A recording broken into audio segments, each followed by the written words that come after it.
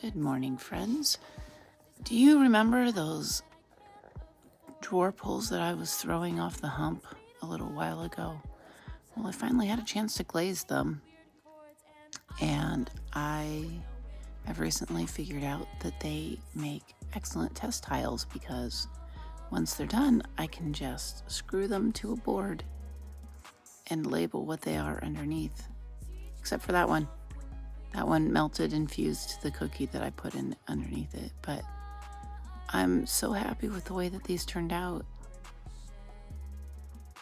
And I can't wait to play around with using drawer pulls as test tiles going into the future.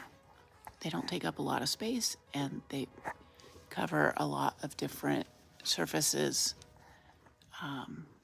Yeah, I think they turned out really great.